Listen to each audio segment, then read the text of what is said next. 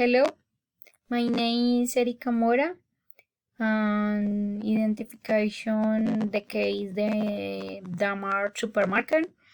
Are sheriff of the case, owner of the supermarket Joaquin, the wife Maria, the children Pedro and Sofia, the father Eliezer, the mother Carolina. My problem of the case, problem that the supermarket management failed to acquire suits its management in the market. Operational inefficiencies and cash flow deficits, and which were of those portions of the facilities of the warehouse. Loss of the perceived products due their poor control. Payment days do supplier are not met.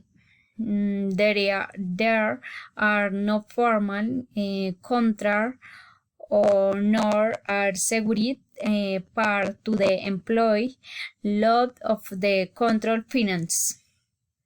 Thank you.